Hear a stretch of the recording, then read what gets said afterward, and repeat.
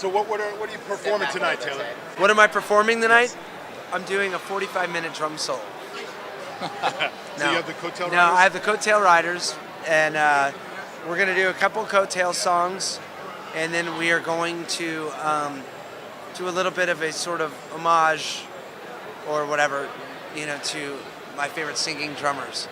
Because I feel like a lot of the drum off is so much about drumming that nobody really ever has much to say about the singing drummers. Who's some of your favorite singing drummers? I mean, the list is long. Roger Taylor, Don Henley, Dave Grohl, Kelly Keegy, Phil Collins. Who else? Levon Helm. Who else? Come on. There's so many. Dennis Wilson. many. Oh, Who yeah. else? This is Dennis Wilson. one of my oldest friends, Chris Cheney. He's a bass player. Heard of you. And this is my dear friend, John Davison. We've been friends since we were in elementary school. Second grade, I think. How's it great. feel to be part of the coattail sings in riders Yes. for you guys? It's a blast, for sure.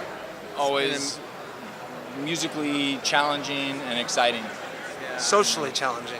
That's true. What advice would you give up and coming drummer, Taylor? Just trying to make it into the industry. To make it into the industry, I don't know. I mean, count your lucky stars if you make it. I mean, it's tough, but I think that what I tell a lot of kids these days is get a cover band together.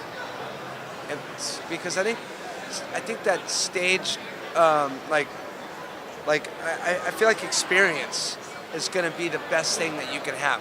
Write songs, be creative, do everything you can to be creative. But I always wish, like my friend here, John, me, we were kids in school together.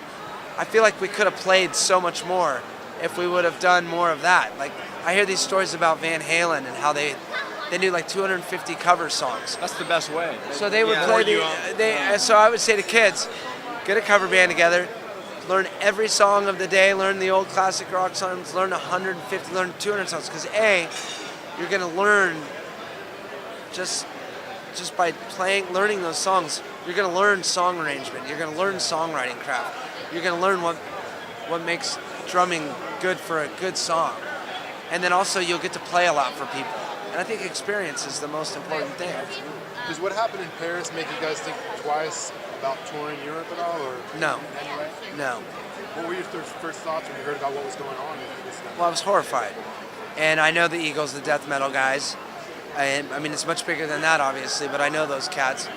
So we were kind of getting a play-by-play when they were there. We were over in Italy at the time, actually. So, we were supposed to play in France 3 days later in Paris at the place where U2 had to cancel. So I was horrified. It was horrible, heartbroken. But people will rise up from it, and it just keeping the world on its toes. Unfortunately, What was a bigger loss for you, Lemmy or Bowie? I didn't know David Bowie personally. I met him a couple times. I knew Lemmy pretty personally. He did a lot of work with the Foo Fighters. Him and Dave were extremely close, like really tight. So I think on a personal level, Lemmy, because I know him, and he was a sweetheart and a beautiful man, and really like behind the rough exterior, like a real true gentleman and truly like a true rock and roller down to the core, period, end of story.